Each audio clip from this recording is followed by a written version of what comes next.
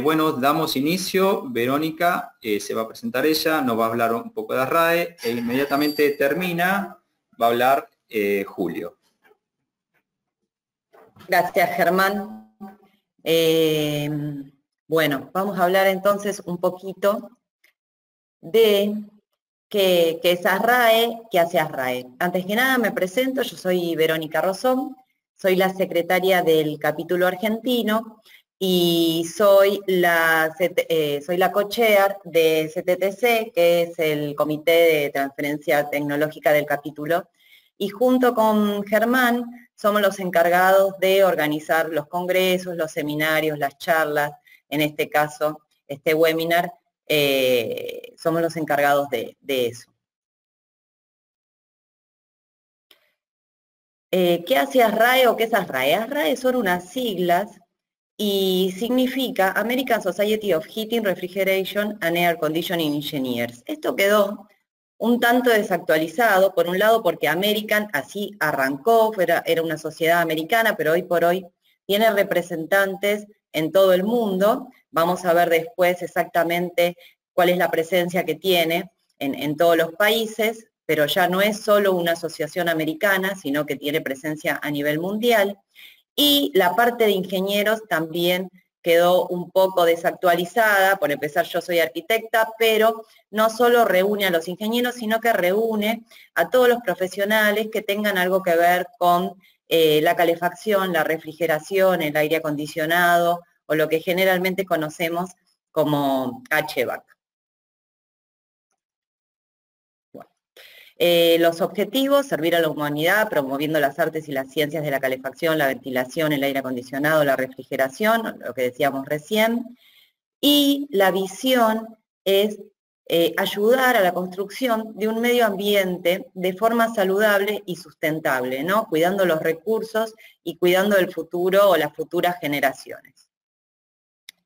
En cuanto a la organización, tiene más de 57.000 miembros, que están divididos en capítulos, 187 capítulos, o en secciones.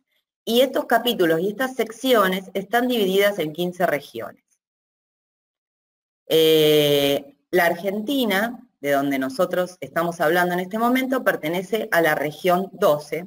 En esta región también está toda la zona de la Florida, y además de la Florida y de Argentina, también integran esta región Brasil, Puerto Rico, Colombia, Chile, Perú, Ecuador, Paraguay, Bolivia, etc. Esos son otros países que están también dentro de esta región 12. Entonces, vamos a hablar primero un poquito de ASRAE en forma global, qué es lo que hace ASRAE como organización, y después vamos a hablar muy puntualmente de lo que hacemos nosotros como el capítulo argentino. Ahí tienen las dos páginas web. Si quieren buscar información, después van a aparecer también, pero ahí tienen un montón de información al respecto. ASRAE a nivel global hace, por un lado, tiene una serie de publicaciones, como por ejemplo los handbooks o estándares, donde se basan después regulaciones, guidelines, hay algunas revistas, tiene un programa de etiquetado, tiene una plataforma de e-learning, que eso no es nuevo, no es algo de ahora, sino que hace muchos años que está en funcionamiento esa plataforma de e-learning, donde se pueden hacer distintos cursos. Y después tiene un programa de certificaciones súper interesante, que ahora vamos a ver un poquito más de cada una de estas cosas. Estos son los handbooks. Estos handbooks se actualizan cada 4 años, son 4. Están en formato papel y están también en formato digital. Y estos handbooks los reciben los socios una vez al año, el último libro que salió. Estos son algunos de los estándares, hay un montón de estándares, estos son los más conocidos, por ejemplo el 90.1, la gente de Green Building trabaja para sus certificaciones LEED con este estándar y con otros también, pero digamos, son estándares de los más conocidos y de los más usados. Este habla de eficiencia energética. El estándar 100, que habla de eficiencia energética en edificaciones ya construidas. Este estándar lo tradujimos acá desde el capítulo argentino al español. La mayoría de estos estándares están traducidos al español. El estándar para edificios de alta performance, el 62.1 también es un estándar muy conocido que habla de ventilación y de caudales de aire exterior. Y el 180, creo que dice ahí, para mantenimiento de edificios comerciales. Otros que tienen que ver con centros de salud, ventilación en instalaciones de atención médica. Estos son los que nombré antes y los que vimos la foto. Creo que, a ver, el 62.1 lo nombramos que habla de ventilación. El 170 que habla de ventilación específica en centros de salud. El 180 que habla para prácticas de inspección y mantenimiento en los edificios comerciales. El 90.1 ya lo había nombrado. El 100 lo mismo. Estas son algunas de las publicaciones. Esta es una revista que reciben también los socios en papel, por correo, y esta es otra publicación de ASRAE de edificios de alta performance que se recibe en formato digital. Este es el portal que mencionaba antes, el portal Building IQ.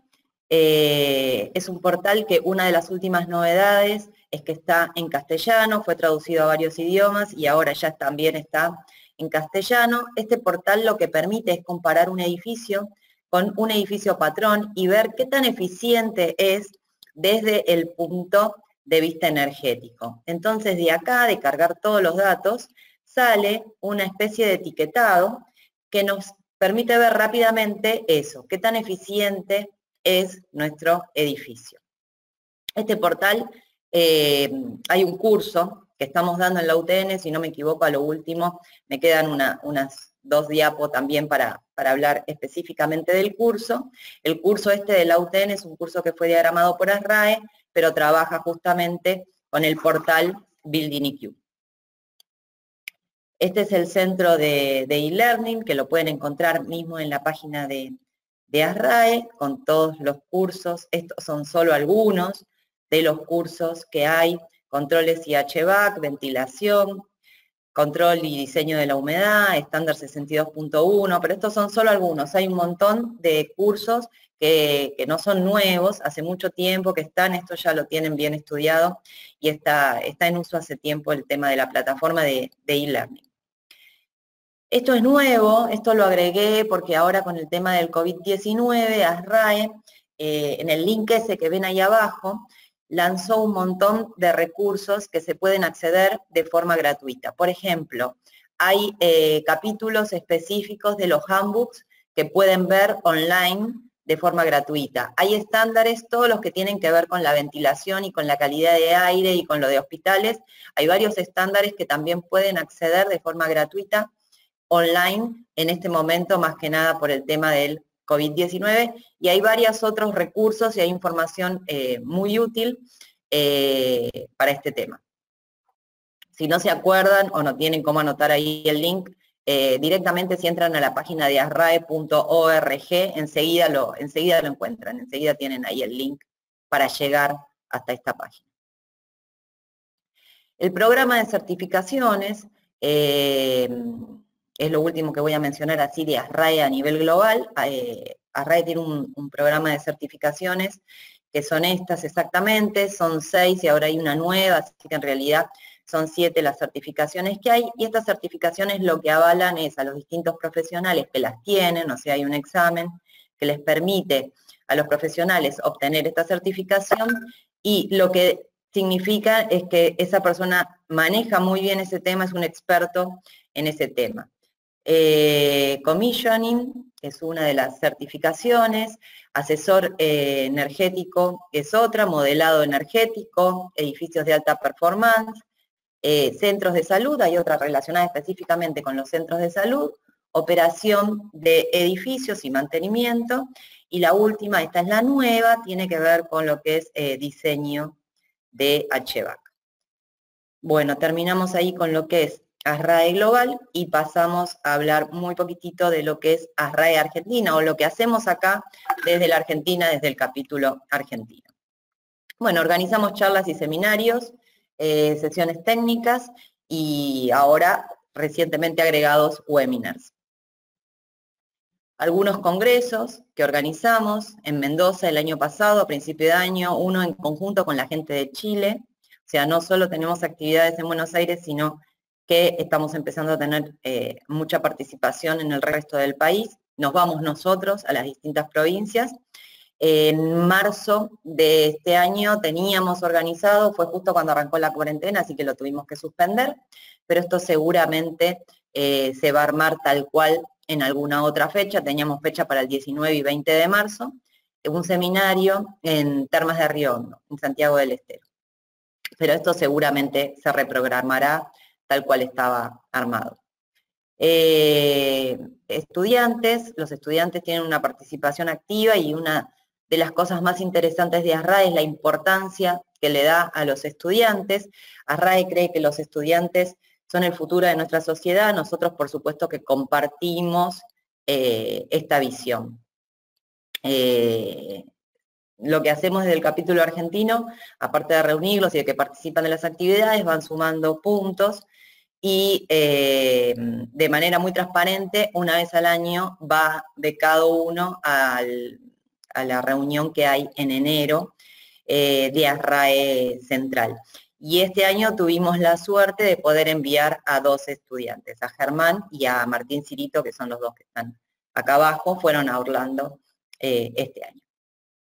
Bueno, una bolsa de trabajo, esa la pueden encontrar ahí fácilmente en la web.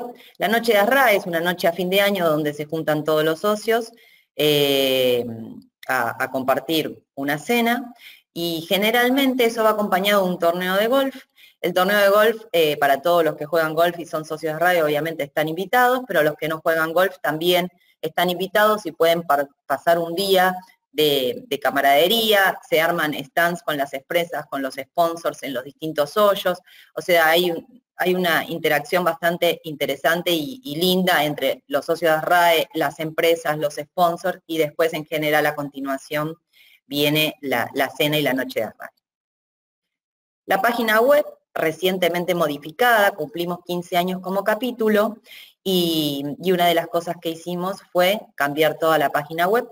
Así que esta es la nueva página web donde van a encontrar toda la información con todas las actividades. De hecho, una de las cosas que aparecen ahí en primer plano es el cronograma con las distintas actividades. El newsletter, donde sale publicado todo lo que pasa y lo que va a pasar, llega por mail. Y por último me detengo 2 minutos a contarles del curso que arranca ahora el 2 de mayo. Es un curso intensivo, era presencial, 4 sábados, un sábado sí, 2 sábados no, y ahora lo vamos a hacer vía plataforma Zoom. O sea, las 3 primeras clases van a ser virtuales, y por último va a haber una clase presencial que es la de trabajo de campo.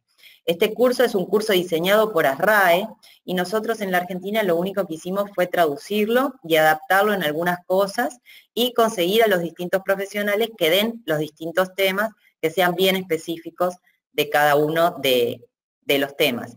La verdad que esta es la 7ª edición de este curso, tuvimos mucho éxito, estamos muy contentos, los participantes en general quedan muy contentos, y puntualmente ahora tuvimos una reunión, ayer tuvimos la primera charla informativa, la charla informativa también vía Zoom de este nuevo formato, y estamos muy contentos de poder lanzarlo así en forma remota. Me parece que va a funcionar muy pero muy bien, porque había mucha gente interesada, incluso de otros países o de las provincias mismas, que les costaba mucho llegar a Buenos Aires o que les era difícil llegar en 4 oportunidades. Entonces, de esta manera van a tener la posibilidad de hacerlo en forma remota en 3 días, y el 4.º día sí, ese sábado que está programado ya, pero si en algún momento lo tenemos que correr por el tema de la regulación que haya con el tema de la cuarentena, se correrá, es la única clase que se puede llegar a correr, pero la verdad que es un curso súper, súper interesante. Es una visita a obra que hicimos con una de esas ediciones. Esta es otra visita a obra, esta fue el año pasado, si no me equivoco, y esta vendría a ser la 7ª edición de este curso. Bueno, para terminar les dejo las páginas del capítulo argentino, la página de la región 12 y la página, por supuesto, de ASRAE Central, donde van a poder encontrar más información de todo esto que yo vine diciendo. Por último, por supuesto, agradecerle a todos los sponsors que nos acompañan y que permiten que esto se lleve a cabo. Ya los dejo con Julio, la charla de él va a ser súper interesante. Y bueno, y a lo último, volverá Germán a leer las preguntas que se vayan haciendo. Ustedes, a medida que les vayan surgiendo las preguntas, las van mandando ahí en el chat y a lo último contestaremos todo. Bueno, muchísimas gracias. Bueno, buenas tardes a todos. Vamos a estar viendo esta charla que es instalación y puesta en marcha de un equipo de media temperatura para una cámara frigorífica. La idea es ver cada uno de los puntos y bueno, antes que nada me voy a presentar. Mi nombre es Julio César Gallardo Rivas, soy el titular de la empresa Quimet. Es una empresa que nos dedicamos plenamente a lo que es mantenimiento en instalaciones de media y baja temperatura. Con más de 25 años de experiencia en el rubro. Bueno, la idea es empezar a hablar del tema, que es el cálculo de una cámara de media temperatura, donde vamos a... Permiso.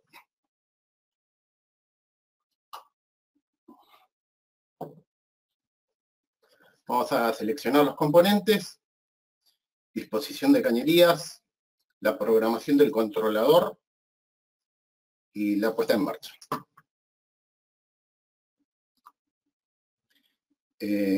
La cámara frigorífica tiene unas dimensiones de 2.280 milímetros por 3.480 y la altura es de 2,40 metros. La panelería es de 60 milímetros en poliuretano expandido. Es una cámara típica de una cadena de supermercados que se utiliza a conservar lo que es fiambre, lácteos, y es en 4 grados. La potencia requerida para esa dimensión y la cantidad de carga que va a tener esa cámara es de 3.400 watts. De ahí vamos a seleccionar una unidad condensadora. Vamos a estar hablando de una unidad condensadora en refrigerante 404. La misma vamos a elegir una que esté dentro de los rangos para trabajar en media temperatura y vamos a elegir esta que es de 2 HP, es el modelo de este fabricante, QR3 44H. Y al estar evaporando aproximadamente dentro de los -7 y -10 grados, estamos dentro del rango que estamos necesitando. Después vamos a seleccionar un evaporador, ¿sí? Hay distintos fabricantes. Para esta temperatura nos conviene estar trabajando, como habíamos hablado, de una evaporación en -7 grados. De esa forma vamos a tener el delta T de este evaporador, que es de 8 grados. El modelo que vamos a estar eligiendo es el H30M, ¿sí? Tenemos las características del evaporador, cantidad de forzadores, diámetro, y a su vez el fabricante en su folleto nos indica el flujo de aire, la separación que tenemos que dejar entre el panel y el evaporador. Después vamos a estar eligiendo la válvula de expansión termostática. Este es otro fabricante. Hablar de válvulas de expansión, hay diferentes fabricantes, cada uno tiene un orificio. El orificio corresponde a una potencia determinada y es un tema muy extenso que si nos ponemos a hablar de válvula podemos estar todo un día. La idea es buscar el orificio que estamos necesitando, que va a ser el orificio 3, ¿sí? Esta tabla, esta capacidad nominal de esta válvula nos dice que es para, toda esta tabla es para un rango de temperatura que son para aire acondicionado, condensando a una determinada temperatura y evaporando a entre 0 y 5 grados, según el fabricante, la tabla que haga, ¿no? Pero en este vamos a estar trabajando con la tobera 3. Bueno, la ubicación del bulbo, son válvulas termostáticas. La ubicación del bulbo es importantísimo. El bulbo tiene que estar bien fijado a la cañería, no tiene que estar torcido, si es posible, en la parte horizontal de la cañería. Y la ubicación es importante. Entre las 9 y las 3 es la ubicación ideal. Bien fijada, y si para mejorar mucho más la instalación también se puede colocar arriba del bulbo, cubriendo el bulbo y cañería, aislación precintada. Después, si la válvula es con compensador externo, siempre contemplar que ingrese desde arriba, ¿sí? Y que esto no esté obstruido ni nada, que quede bien soldado a la cañería. No tener el compensador nos generaría que tengamos un terrible retorno de refrigerante. Bueno, después tenemos la ubicación del evaporador dentro de la cámara. Contemplando que tenemos una cámara de las dimensiones que hablamos, de 3,60 metros por 2,40, lo ideal es siempre colocar el evaporador en la parte más lejana a la puerta para que no nos ingrese y no se bloquee, ¿sí? Si fuesen 2 evaporadores, distribuirlos, dejar espacio entre ellos. Y después, en esta imagen lo que vemos es una cámara con la carga ya dispuesta, y lo ideal es dejar separado para que genere circulación de aire. O si no, algunos productos no quedarán bien refrigerados. Después indica la inclinación del drenaje y a la salida de la cámara un sifón. Acá tenemos la trampa de aceite hacia la cañería superior, que estaría en la unidad condensadora o el equipo en la parte exterior. Y ahora vamos a pasar a la ubicación de la unidad exterior. Si la unidad exterior estuviese en una zona muy lejana de la cámara, hay que tomar la precaución de hacer sifones para que quede retenido el aceite y vaya volviendo de a medida que está funcionando el equipo. Acá tenemos el diagrama aproximado de las trampas. El tipo de evaporador es diferente al que habíamos marcado anteriormente. El desagüe es el mismo tipo.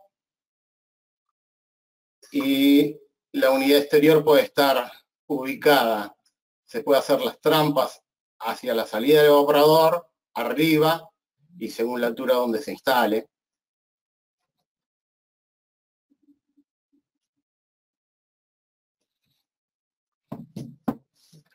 Después tenemos, una vez finalizado eso, armado el equipo, instalado todo, lo que tenemos que hacer es presurizar el sistema.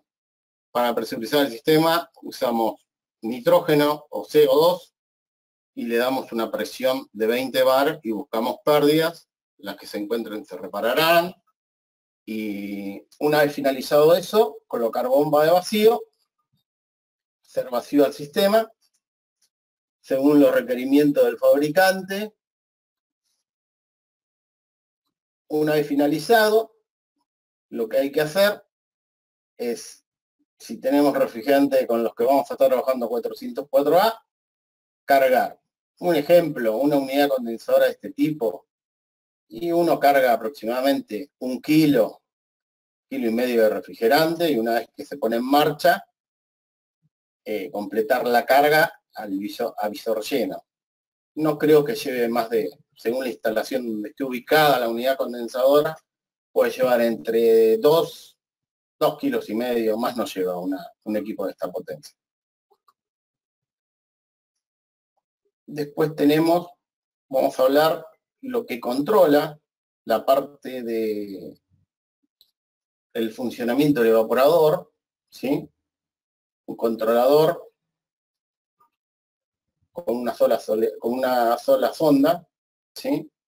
Esto nos va a manejar la solenoide, porque las unidades condensadoras, lo ideal en este tipo ya de potencias es trabajar con pan down. Es que vendría a ser que la unidad trabaje funcionando corte por baja, con un presostato de baja, no directamente arranque y parada del compresor.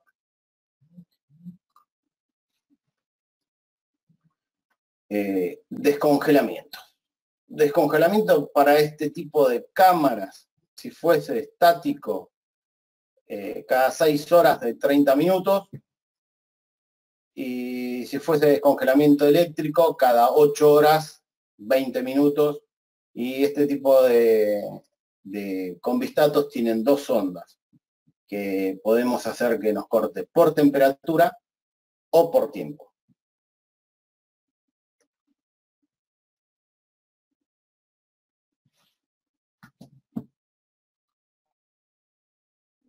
Acá vamos a estar viendo el circuito eléctrico de un descongelamiento estático. Va a tener un control, un combistato X que nos va a habilitar el funcionamiento de la solenoide.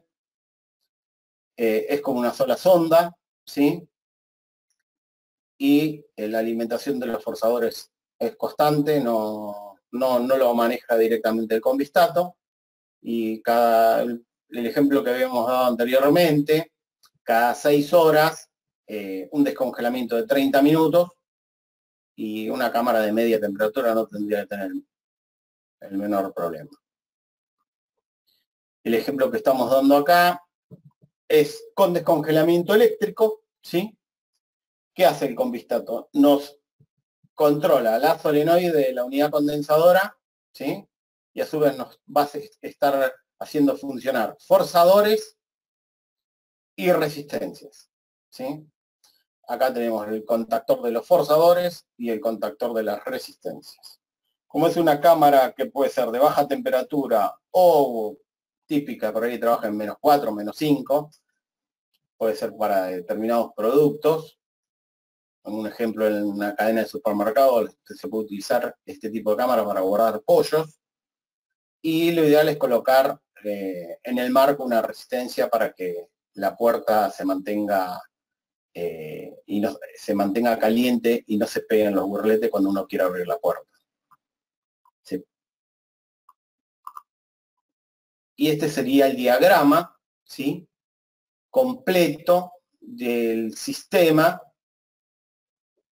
de refrigeración por pan down.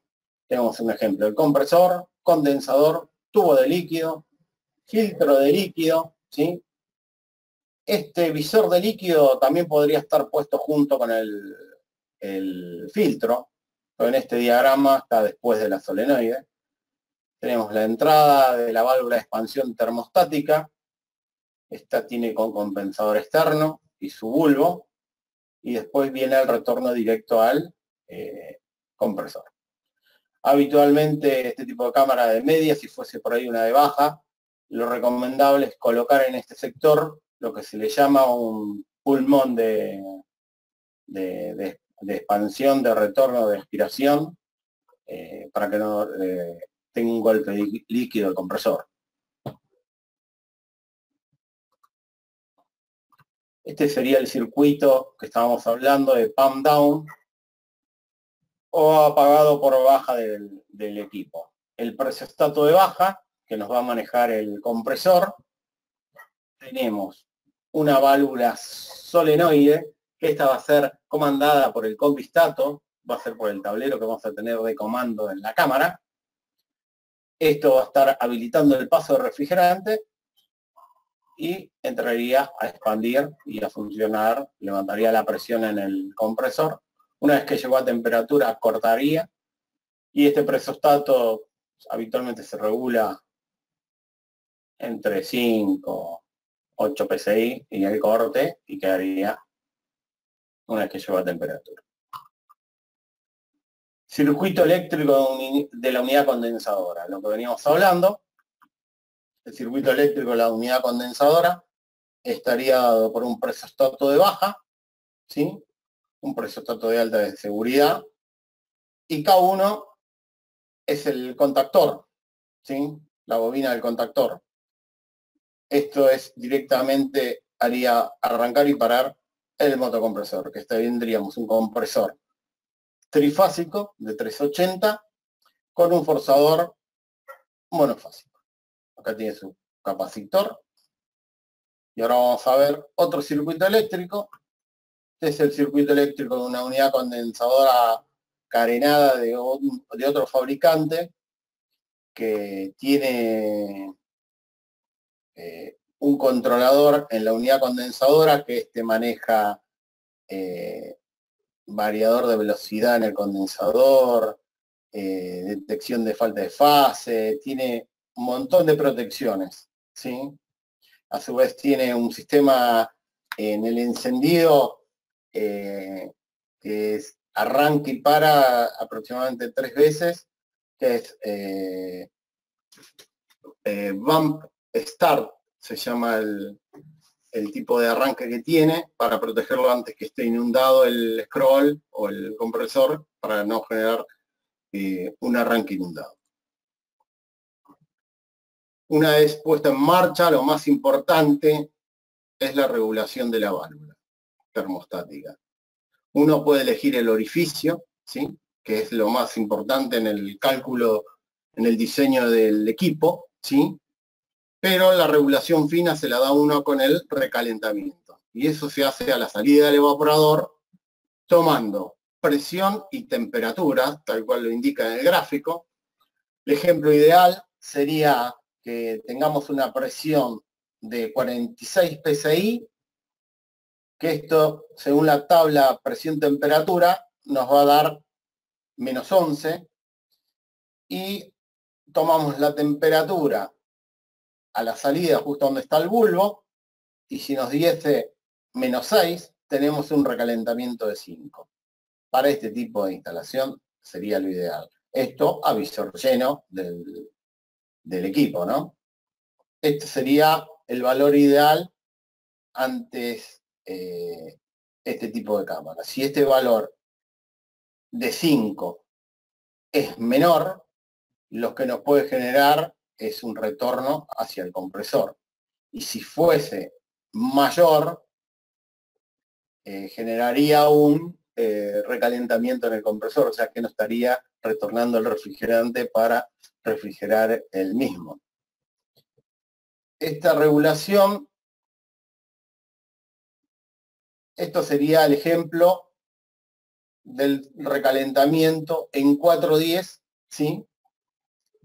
Aire acondicionado, para dar un ejemplo, las condiciones como estaría. El recalentamiento en aire acondicionado uno lo puede manejar según el fabricante, el equipo, y arriba de 6 es lo ideal, ¿sí? Este sería el ejemplo con 22, ¿sí?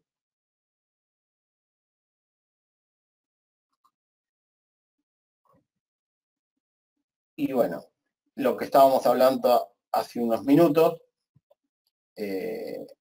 baja presión de succión, todo lo que síntomas y causas que nos vamos a tener con una mala selección de la válvula de expansión, o que tengamos inconvenientes, tantos como que tengamos humedad, basura, cera en la válvula, el ajuste del recalentamiento muy alto, era lo que hablábamos antes. Si ese valor es muy alto, nos va a generar un recalentamiento alto, por lo cual no va a retornar el refrigerante para refrigerar el compresor, o faltas de aislaciones también puede generar eso. El elemento termostático sin carga, que no te abre la válvula, carga termostática incorrecta, caída de presión del evaporador por el ecualizador externo que esté con algún inconveniente. Y bueno, estas serían las de alto recalentamiento. Y debajo, válvula sobredimensionada, que es una válvula muy grande, elegimos un orificio muy grande, y por lo cual nos va a generar un gran retorno en el compresor.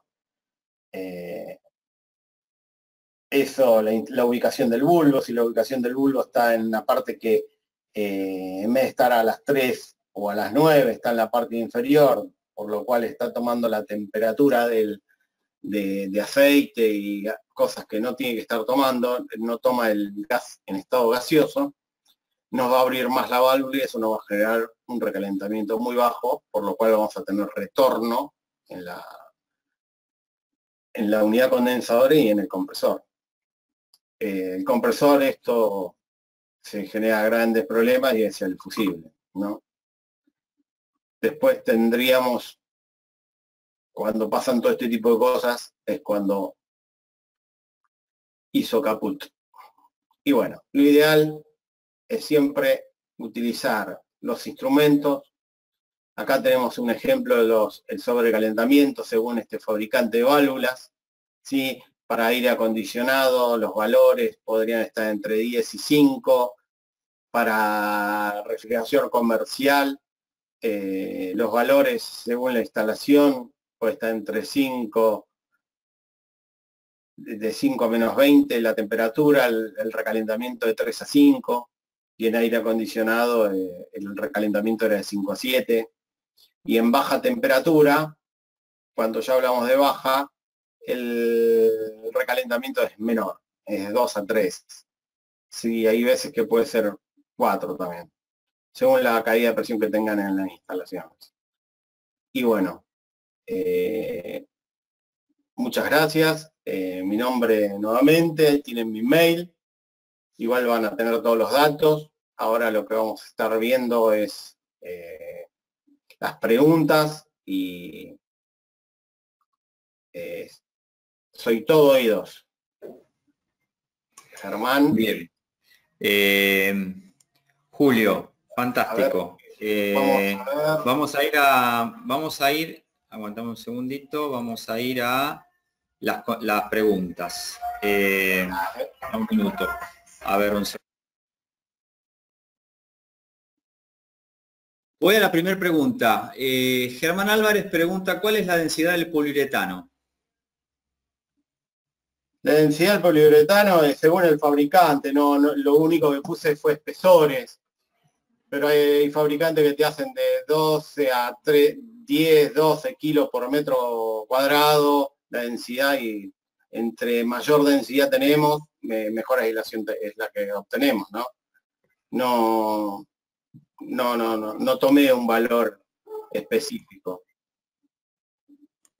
Habitualmente es de 12 kilos. 12 kilos, ok, perfecto. 12 kilos lo que habitualmente el fabricante que tenemos acá por Rosario, que son los que proveen, ¿no? Perfecto, bien. Vamos a la otra pregunta. Germán también pregunta, Germán Álvarez pregunta, ¿el piso de la cámara es también de poliuretano? No, es una cámara de media sin aislar piso. Es una cámara que se toma como directamente el piso que tenga el concreto normal de un depósito y nada más, no está aislado. Lo ideal es aislarlo cuando la cámara ya es de baja temperatura, si no, no tiene sentido, no es un gasto innecesario. Bien. Pueden hacer repreguntas. Vamos a ir viéndolas todas, así que pueden hacer repreguntas a lo que Julio va contestando. Tienen que pedir el panel de preguntas. Un segundito. Aquí estamos.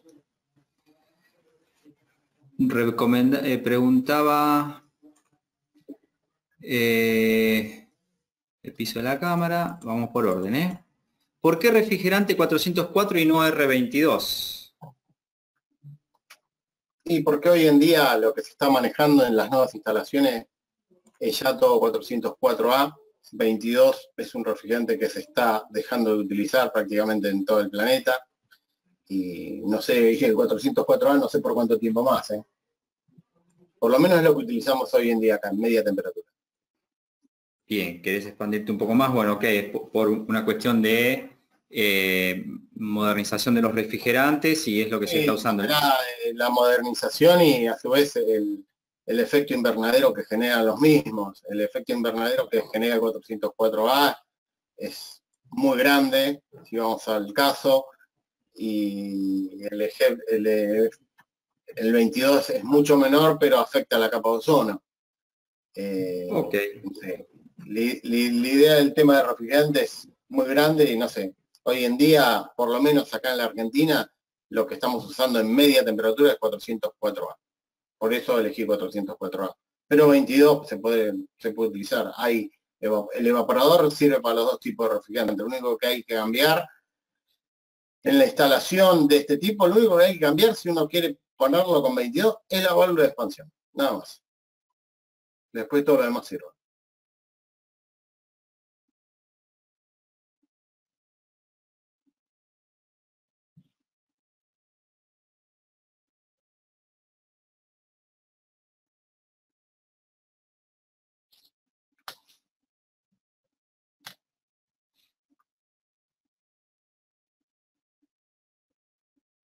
¿Me escucharon? Perdón, el mundo decía si para el cálculo se considera el piso térmico, porque en la imagen se veía un piso con cerámico. Sí, es un piso cerámico común y corriente de hormigón, cerámica. No está contemplado como sin aislación de piso el cálculo. El cálculo hecho de los 3.400 watts de los cuales hablamos era directamente sin aislar el piso. Cuando uno hay un montón de programitas donde uno ingresa un montón de datos y eso nos va a determinar la potencia frigorífica necesaria para la cámara, ¿sí? Cuando me dio los 3.400 watts, en ese momento no contemplé aislación de piso. Y si lo hubiese contemplado, por ahí vamos en vez de 3.400 watts, me hubiese dado 2.000, no sé, 800, un ejemplo. Y 700 watts en potencia de un equipo de estas dimensiones y me conviene no aislar el piso, porque el costo de aislar todo eso es mucho más que por ahí, no sé, un equipo más chiquito. No sé si me entienden. Muchísimas consultas, muchísimas. Buenísimo. Vamos de nuevo. En un sistema pop-down, ¿qué es lo que impide que vuelva a arrancar el equipo cuando empiece a subir la presión de baja? Esto pregunta Kevin. Es la solenoide. La solenoide corta el paso de refrigerante al cortar por baja. ¿Qué nos generaría que vuelva a arrancar? La mala ubicación de la solenoide. Si la solenoide la colocásemos más cerca de la unidad condensadora que el evaporador, automáticamente ese refrigerante que nos quedaría entre la línea de líquido hasta llegar a la válvula de expansión se expandiría y volvería a arrancar. Pero colocando la solenoide dentro del evaporador, dentro de la cámara o a la entrada de la cámara, raras veces en una cámara de media temperatura se genera un ciclado de arranque y parada de la unidad condensadora. Y eso lo hace cortar el presostoto de baja que se regula en 4, 7 PSI, según el diagrama del compresor, ¿no? El rendimiento del compresor, pero casi todos más o menos en esa presión. Bien, perfecto, respondido. La próxima pregunta que hace Rodrigo. Rodrigo dice, con el descongelamiento con resistencia, ¿los ventiladores van prendidos o apagados? No, apagados. Apagados los ventiladores. Por eso mismo tiene dos sondas. La mayoría de los controladores que trabajan para ese tipo de evaporadores, hay una sonda que nos va a manejar el encendido de los ventiladores, ¿sí? El goteo, es todo un tema, los tiempos y todo eso es, ¿cómo explicarte? Hay dos sondas de temperatura. Una sonda es la sonda ambiente. La segunda sonda está pegada en uno de los coditos del evaporador, ¿sí? Había indicado que podría ser de 30 minutos, ¿sí? O por tiempo, por temperatura. Por temperatura, que vendría a ser en 30 grados, o según el tipo de fabricante de evaporadores, es el valor que se le da, ¿sí? ¿Qué hace eso? Arranca el equipo, llega a temperatura corta. Cuando entra en ciclo, automáticamente se apagan los ventiladores, ¿sí?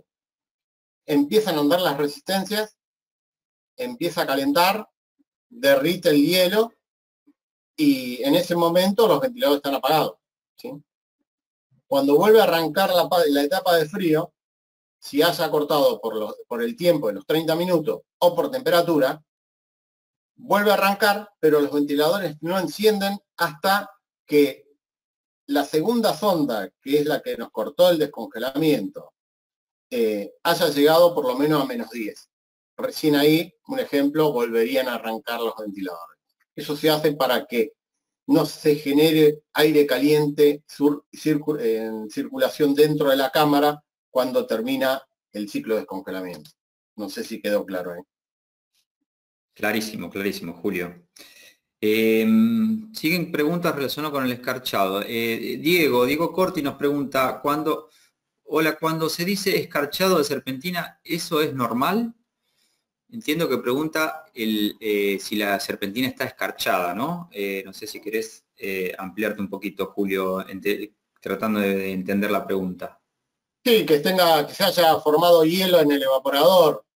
Que se forme hielo es porque le está ingresando humedad. Una cámara de media temperatura en estas condiciones, trabajando en 4 grados, muy rara vez se bloquean. La única forma que se bloqueen de hielo es que la puerta la hayan dejado abierta, le haya entrado humedad, no haya tenido los descongelamientos. Puede ser que el controlador se haya quedado con el contacto pegado y nunca entre en descongelamiento y quede la solenoide siempre habilitada. Pero en media temperatura no es habitual tener problemas de bloqueo. En congelados, pero hay infinidad de problemas. Bien. Una pregunta bien técnica. Si tengo un equipo de 410A con sobrecalentamiento entre 8 y 10 grados, ¿se considera aceptable? Pregunta Américo. De 410A, pero sí. ¿Para aire acondicionado? No sé, estamos hablando de cámaras, entiendo que no. Pero 410 no he visto cámaras con 410. No has visto. Con Okay, 407C sí he visto, pero con 410 no es un refrigerante que se utilice habitualmente para media temperatura, ¿eh? Bueno, Américo, si nos querés aclarar más la pregunta más abajo, ya llegaremos. Edilio nos pregunta, ¿los sifones se recomiendan cerca de la unidad condensadora?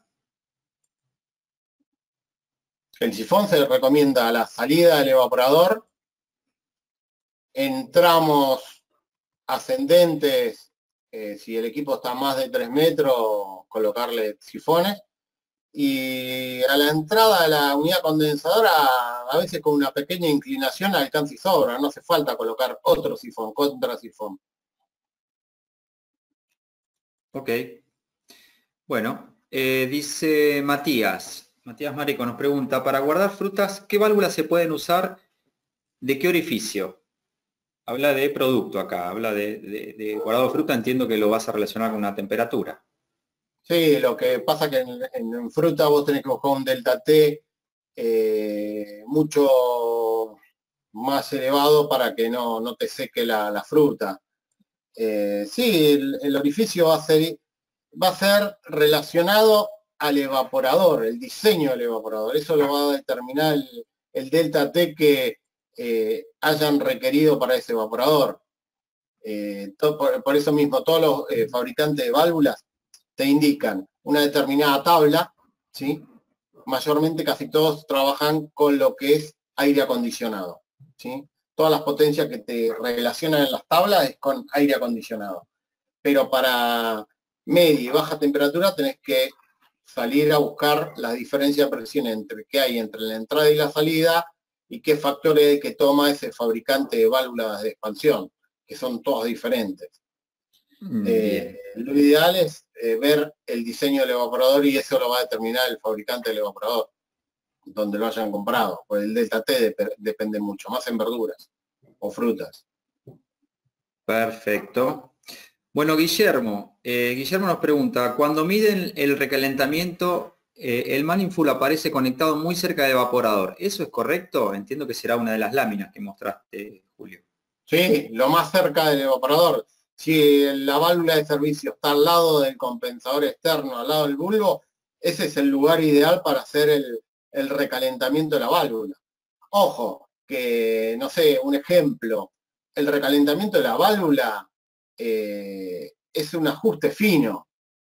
La clave de cualquier tipo de válvula, sea este tamaño o más grande, es el orificio, es el tipo de orificio que se le vaya a colocar, pegarle con el orificio, porque si le colocamos un orificio muy pequeño vamos a tener un recalentamiento muy elevado, ¿sí? Y vamos a tener problemas en el compresor.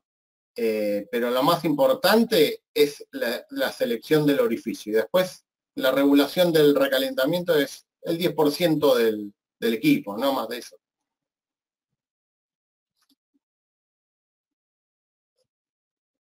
Perdón, Gabriel D'Alessio nos pregunta, ¿cuál es la corriente nominal de trabajo del compresor o la potencia eléctrica? Bueno, entiendo que esto tendrá que ver con la potencia, ¿no? Del ejemplo que diste, porque... Sí, el equipo y tendría que buscarlo y se lo paso. Bueno, No sé, justamente, no tengo... No. algunas respuestas muy específicas las contestamos por mail, ¿sí? Tenemos sus datos y se los vamos a contestar. Dale, buscamos la Hola. tabla y la... Ok, Agustín Servi nos pregunta, si se coloca el evaporador mirando hacia la puerta, ¿no es contraproducente? No, no, puede estar contra el frente o a los costados, pero lo ideal es que no esté en la puerta, cerca de la puerta, lo más lejano de la puerta. No.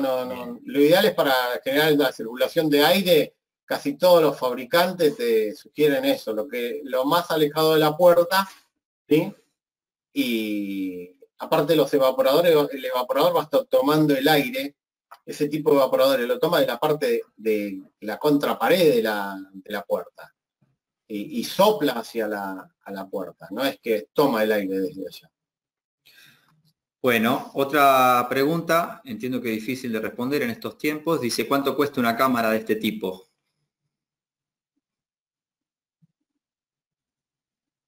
Ni idea.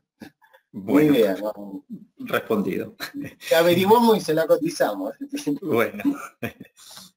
José David nos pregunta, ¿se puede trabajar con R290? Sí. Con R290, con CO2. Ok. Hay un montón de alternativas. El R290 por esa potencia no habría problema, pues está dentro de los rangos que lo permiten. Y después con CO2 también se puede hacer. Bien. Germán Álvarez nos pregunta si hay que acondicionar el piso por la humedad que se genera dentro de la cámara. Creo que esto lo has respondido antes, pero bueno, ¿querés? No es necesario para nada. Un piso hormigón o cerámica, por la temperatura que vamos a estar trabajando, no afecta en nada. Si fuese de congelado, sí, ya hay que tratarlo, hay que hacer una barrera de humedad, para que te corte la humedad, que no te suba, no se congele. Esto es otro tema bastante amplio que se podría llegar a hablar en algún momento. Bien. Lelin hace una pregunta muy interesante, para mí por lo menos. Dice, ¿la válvula de expansión es el elemento más crítico al momento de definir la temperatura de una cámara? ¿Cuál sería el método más práctico?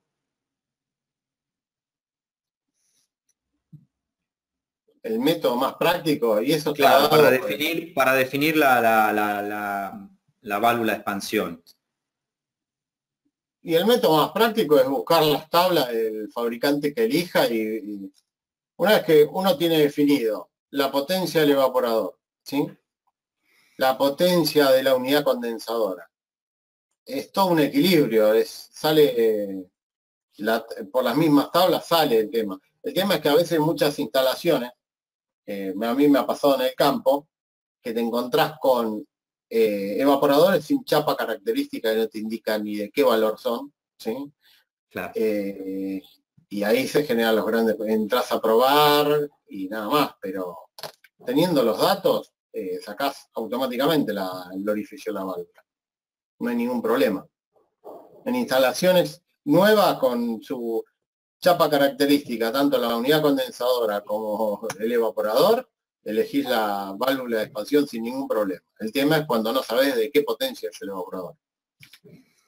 Bien. Julio dice, Edmundo nos pregunta, ¿es recomendable usar filtro de línea en la línea de retorno al compresor? Filtro de succión vendría a ser. Claro. Es recomendable después de una rotura de un compresor. Si se quemó un compresor y lo cambiás, y lo ideal es colocar un filtro en la aspiración para que toda la contaminación que haya generado el compresor que se reemplazó dentro del sistema, cuando vuelva al nuevo compresor, entre todo filtrado, que vaya reteniendo todas las impurezas. Eso es lo ideal en la instalación después de un motor de quemado, ¿no? Ok. Hugo nos pregunta, dice, la conexión entre el condensador y el evaporador, ¿en qué medida se haría? ¿5 octavos? Entiendo, esto tiene que ver con la potencia, ¿no, Julio? Esto... ¿Qué dijo? Dice, si la conexión entre condensador y evaporador, la medida sería en 5 octavos. No, para esta instalación, la línea de líquido entre el condensador y el evaporador, con 3 octavos, esta potencia alcanza. 5 octavos sería la aspiración. Bien. Entre el evaporador y el compresor. Perfecto. Víctor nos pregunta, dice, ¿existe un método de cálculo de cargas térmicas definido por ASRAE para refrigeración?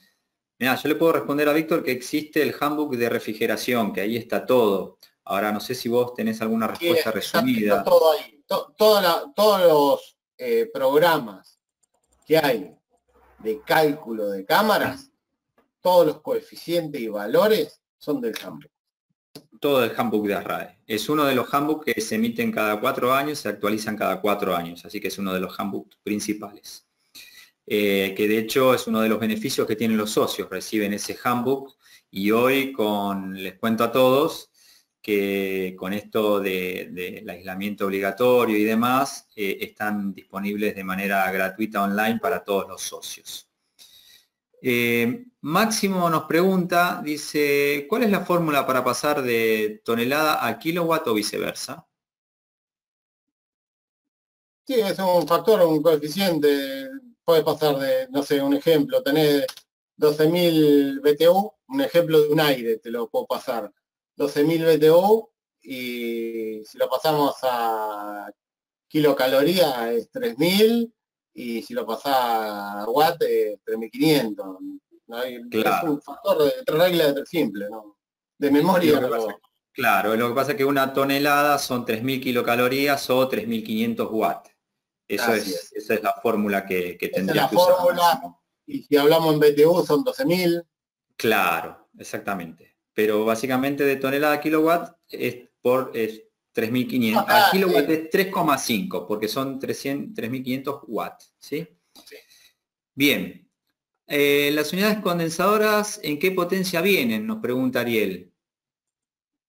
La unidad condensadora hay un montón. Tenés de, no sé, de 3.000, por ejemplo, evaporando a menos 10, de 3.000 watts hasta fácil, no sé, 15, después hay de 20 HP, no, son muy grandes. Según los fabricantes, una gama muy amplia de unidades condensadoras. Bueno, muchas preguntas se repiten. Voy a tratar de darle espacio a los que todavía no llegamos a muchos que repreguntan y les agradecemos, lo vamos a responder, pero vamos a darle lugar a los que todavía no llegué a leer. Dice Cristian, si, ¿cuál es el refrigerante que vas a sustituir al 22 y al 404? Si tenés información. CO2. CO2, ok. ¿Están usando isobutanos a media temperatura? Pregunta Rodrigo. No sé, yo que sepa acá en el país no he visto, pero en Europa se está usando. Ok. Pablo nos pregunta si se están usando glicol como refrigerante en instalaciones nuevas. Sí, se está utilizando. En media temperatura y baja, sí. Se está utilizando. Es una forma, son distintos criterios. No sé, el ejemplo se lo puedo dar para un supermercado grande. No sé, una cadena de supermercado, habitualmente una de Mar del Plata, ¿sí? Hace muchos años casi siempre trabajó con glicol, pero siempre, toda la vida trabajaron, que es Toledo. Y ellos lo que hacen es tener una sala de máquina donde enfrían glicol, ¿sí? Nada más. Y tiene un enfriador de glicol, que lo cual, no sé, la instalación, por ahí ese equipo, lo único que se ahorran es refrigerante, ¿sí? La instalación, no sé, un equipo de eso tendrá 20 kilos de refrigerante y nada más. Y en expansión directa, por las dimensiones que tienen, por ahí necesitan una instalación de 250 kilos de refrigerante. Esa es la diferencia que hay, y si vamos a la eficiencia, también hay una gran eficiencia, y descontando la bomba que va a recircular ese glicol, es mucho más eficiente. El cálculo final es más eficiente. Tiene más mantenimiento nada más. Perfecto. Bueno, seguimos. De paso les comento, antes que se vayan, porque ya llevamos una hora, vamos a seguir respondiendo, claro que sí, que vamos a seguir teniendo webinars de refrigeración, los cuales van a ir siendo difundidos de la misma manera que llegó este, así que estén atentos. Veo que el tema es de mucho interés y ASRAE, el capítulo argentino, va a seguir haciendo este tipo de charlas, así que estén atentos. Daniel nos pregunta, dice, ¿un ajuste en el recalentamiento implica ajustar el sobreenfriamiento o las dos cosas son diferentes? Viene a ser lo mismo, pero son diferentes formas. El recalentamiento de lo que la regulación es la válvula. Pero si yo hago un recalentamiento muy bajo, el sobrecalentamiento que voy a tener en el equipo va a ser casi nulo, pero voy a generar un retorno. Por eso es un equilibrio el recalentamiento de la válvula y la selección del orificio, ¿no? Bien. Dice, ¿no deberíamos cambiar, Marcos pregunta, ¿no deberíamos cambiar el aceite del compresor en caso de usar R22 o 404? Entiendo que la pregunta la hace en base a un reemplazo, ¿no? Sí, el replanteo. Lo que pasa es que todos los compresores hoy en día vienen todos con aceite poliolester, ¿sí? El R22, ¿sí? Trabaja con poliolester, no tiene ningún problema. Todos los compresores nuevos ya viene todo con poliolester, por eso lo único que, el ejemplo que daba para cambiar era solamente la válvula. Porque ya contemplo que el compresor es nuevo, la nueva línea viene ya todo con poliolester, PA 404A. Bien. Eduardo Rafalovich, no estoy entendiendo tu pregunta. Si querés hacerla más abajo porque viene enganchada con otras, pero como se cuelan las del medio, queda como desajustada la pregunta. Perdón que te lo diga así, pero queremos responderte. Américo nos pregunta si recomienda algún software de diseño de cálculo en particular. No tengo ninguno. Habría que ver algunos de... No sabría decirle. Yo muchas veces uso 2 o 3 para cuando tengo duda o cuando ya uno te da la experiencia metro cúbico, ¿sí? Metro cúbico de cámara, ¿sí? Y te da tantos kilowatts para una determinada tamaño de cámara. El tamaño de cámara está dado por la altura, ¿sí? La altura va a diferir a que sea mayor ese volumen, pero hay muchos de fabricantes nacionales que tienen unos buenos software donde cargas todos los datos y te da el cálculo de la cámara. muchas veces lo que hacen esos programas de cálculo, más si es un fabricante de un producto, te va a decir que necesita un equipo, no sé, para por ahí habíamos dicho 2 HP, creo que era y por ahí en el software vos vas a buscar y te va a dar 3 HP y medio, 4. Pero no sabría decirlo. Que Bien. después hay otra de cálculo de cámara, kilocaloría y todo eso, que es de Danfoss, el Cool Selector, que es también un programa, pero no sé, hay que ver qué valor te da y después compararlo con los datos que uno tenga de metro cúbico y kilowatt que necesita. Bien.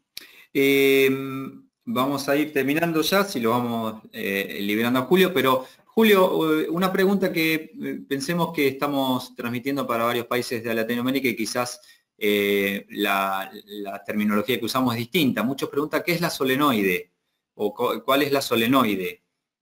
Válvula solenoide.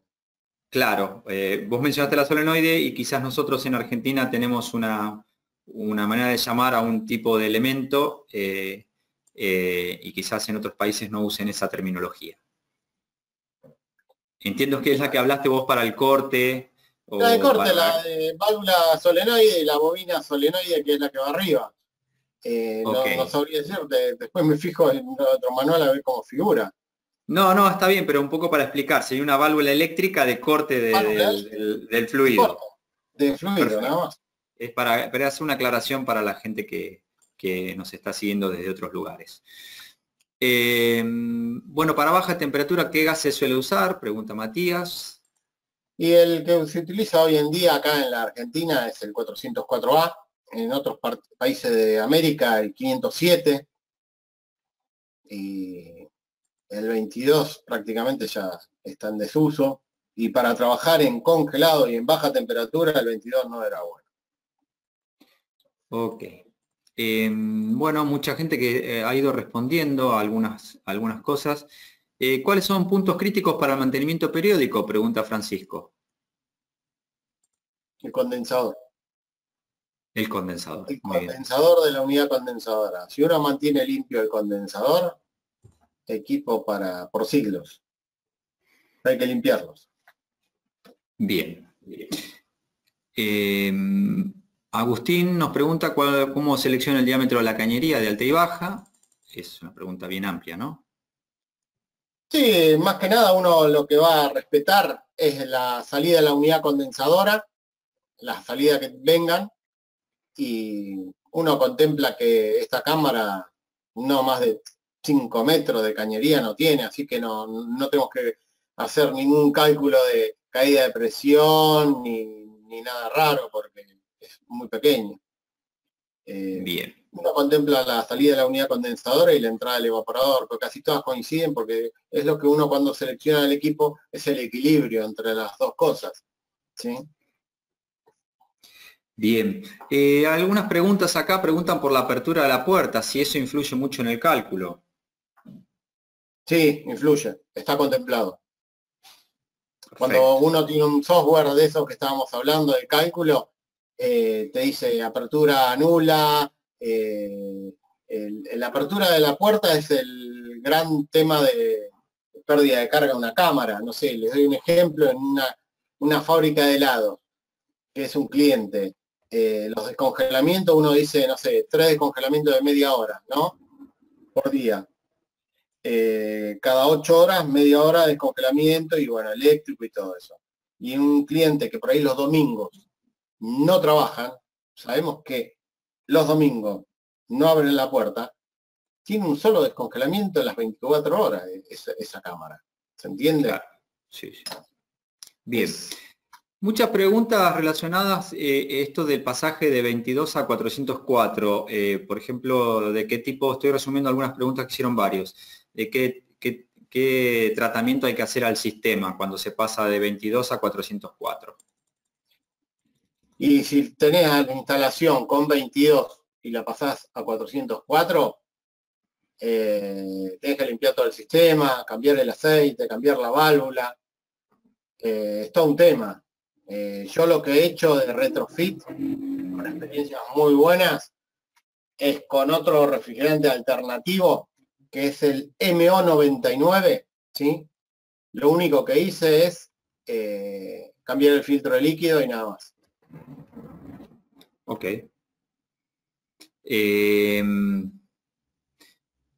Bueno, Y la decía... carga del refrigerante es casi la misma en kilogramos, ¿no?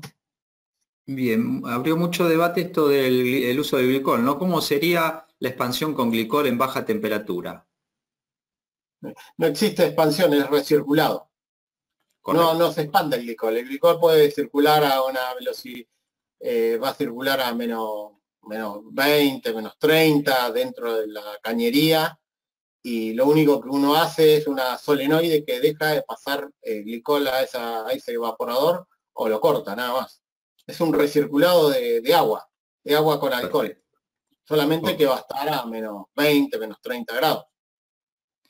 La expansión la hacemos en el intercambiador donde enfriamos el agua, de alguna manera, o el glicol, y el glicol circula. Hay un equipo que se encarga de enfriar un intercambiador. Ese intercambiador puede tener un tanque, de ese tanque puede recircular hacia la instalación. Ponele, si necesitamos para media temperatura, el glicol lo necesitamos a menos 7, menos 8 grados de glicol, ¿sí? Y si Bien. usamos glicol en baja temperatura, lo necesitamos que llegue a menos 20, menos 28 aproximadamente. Bien.